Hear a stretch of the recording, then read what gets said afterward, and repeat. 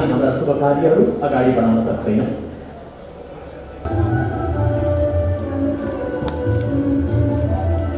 पशुपति क्षेत्रभित्र भएका सम्पूर्ण सम्पदा, संस्कृति, सर्वधर्म समन्वयको भावलाई एकत्रित रूपमा नेपाल त्यसैगरी एमफिल स्कलर पत्रकार व्यक्तित्व प्रकाशन गरेका छन्। यो पुस्तक प्रकाशन गर्नको निमित्त निकै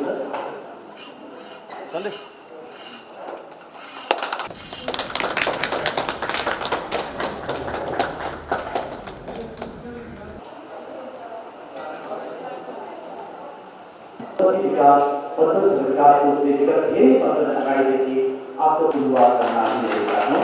कोरोनाको कारणले गर्दा हामीले दुईटा हुनेछ भन्ने हाम्रो विश्वास छ।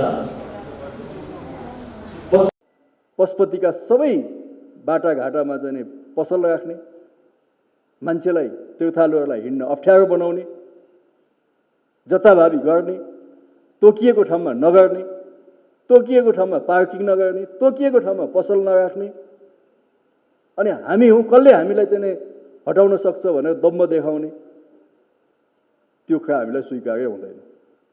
हामीले तोकेको ठाउँमा पसल राख्नुपर्छ, हामीले तोकेको भाडा तिर्नुपर्छ,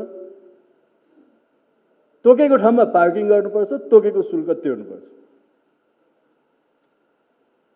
त्यसकारणले यहाँभित्रका म पशुपति क्षेत्रका पदाधिकारी तर कर्मचारी साथीहरूलाई पनि भन्न चाहन्छु, कुनै आर्थिक लेनदेनमा, कुनै गलत क्रियाकलापमा गलत मानिसहरूलाई प्रश्रय दिने काम तपाईँहरूबाट भएछ भने तपाईँहरूमाथि पनि म कारबाही गर्छु। मैले बडा प्रष्ट ढङ्गले भनेको छु। किनभने यहाँ कोही पदाधिकारी हुन आउनु, कोही कर्मचारी हुन आउनु भनेको पवित्रता कमाउन आउने हो। धर्म गर्न आउने हो। त्यसैले पवित्रता कमाउने, धर्म गर्न आउने ठाउँमा अनावश्यक आर्थिक लेनदेन र चलखेलहरू भयो भने त्यो नर्कको बाटो हुन्छ। यहाँ स्वर्ग जाने बाटो हो यो पशुपति भनेको। नर्क जाने यहाँ आइरहनु पर्दैन। नर्क जाने तमाम ढोका छन्। यो पशुपति ढोका भनेको स्वर्ग जाने ढोका हो। त्यसैले यहाँ स्वर्ग जाने मनसायले नै आउनु पर्यो। कुनै पनि नागरिकहरूलाई बिना विकल्प आफ्नो वासस्थानहरूबाट बेदखल गर्दैन, उनीहरूलाई हटाउँदैन। त्यो नेपाल सरकारको धारणा हो, तर संविधानले पनि त्यही कुरा भन्छ। किनभने सरकार संविधानबाट, नियम कानुनहरूबाट नै सञ्चालित हुने हो र त्यसको परिपालना गराउने काम सरकारले गर्ने हो। मैले त्यो कुरा उहाँहरूलाई स्पष्ट भनेको छु। तर सँगसँगै मैले भनेको छु, कुनै राजनीतिक उद्देश्यले, कुनै समुदायको गलतमा चाहिँ मनसायले, कुनै गलतमा चाहिँ आर्थिक लेनदेनको कारणले अथवा अन्य कुनै पनि कारणले सांस्कृतिक सम्पदाहरूको र सांस्कृतिक सम्पदासँग जोडिएका ठाउँहरूको अनुचित ढङ्गले त्यसमाथि ज्यादती गर्न पाइँदैन, त्यसमाथि थिचोमिचो गर्न पाइँदैन, त्यसमाथि अतिक्रमण गर्न पाइँदैन। हिजो कुन सरकारको पालामा, कुन मन्त्री प्रधानमन्त्रीको पालामा के भएको थियो त्यतातिर फर्केर टाउको दुखाइ गर्नुपर्ने आवश्यकता छैन। तर अब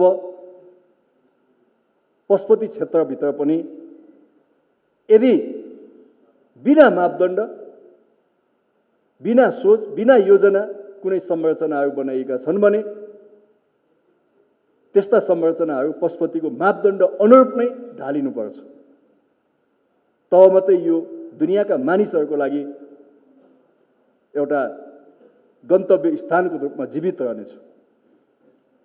यसमाथि मानव जातिले अनावश्यक ढङ्गले अतिक्रमण गरेको छ पशुपतिमाथि भने त्यो अतिक्रमण गर्न पाइँदैन।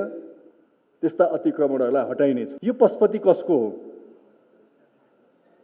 मानिसहरूले कुनै अमुक धर्म सम्प्रदायको कुरा गर्छन्,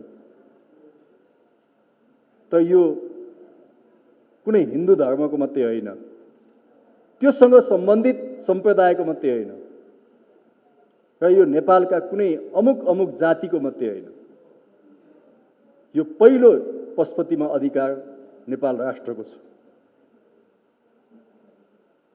पशुपतिप्रति आस्था विश्वास राख्ने विश्वभरिका 100 करोडौं मानिसहरूको पशुपतिमाथि अधिकार छ। त्यसैले यो पशुपतिनाथको गरिमालाई, यसको महत्त्वलाई कम हुन नदिनु, यसको ऐतिहासिकतालाई कायम राख्नु आजका पदाधिकारी, आजका कर्मचारी र आजको नेपाल सरकारको कर्तव्य हुन्छ, दायित्व हुन्छ। म त्यो यहाँहरूलाई निवेदन गर्न चाहन्छु। आज एउटा जनअनुमोदित र बलियो जनसमर्थन प्राप्त सरकार छ। हिजो अस्थिर राजनीतिक अवस्थामा हाम्रा सांस्कृतिक सम्पदाहरूमाथि कसरी थिचोमिचो भयो,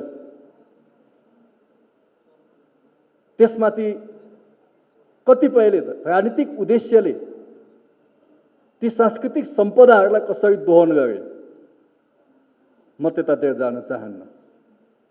त्यसको अलग्गै कथा हुन्छ, अलग्गै कहानी हुन्छ। त्यो हिजोको एउटा हाम्रो दुःखद इतिहासहरू हुन्। राजनीतिक उद्देश्यले, राजनीतिक दाउपेचले हाम्रा धार्मिक सांस्कृतिक क्षेत्रहरू पनि दोहनमा भए। तिनीहरूलाई नराम्ररी आफ्नो स्वार्थमा प्रयोग गर्ने कोसिसहरू भए। तर आज एउटा बलियो जनअनुमोदित सरकार हुनुको नाताले यो सरकारले कसैसँग राजनीतिक सौदाबाजी गर्नुपर्ने आवश्यकता छैन। त्यसकारणले यस्तो सरकार भएको बेलामा पनि नेपालका धार्मिक, सांस्कृतिक, ऐतिहासिक र पुरातात्विक क्षेत्रहरूको संरक्षण र सम्वर्धन हुन सकेन भने कहिले पनि हुन सक्दैन। त्यसमाथि अतिक्रमणहरू रोकिने छैनन्। त्यसैले आजको सरकार सांस्कृतिक सम्पदाहरूमाथि भएका अतिक्रमणलाई अन्त्य गर्न, त्यसको संरक्षण गर्न, त्यसको सम्वर्धन गर्न कटिबद्ध छ, प्रतिबद्ध छ।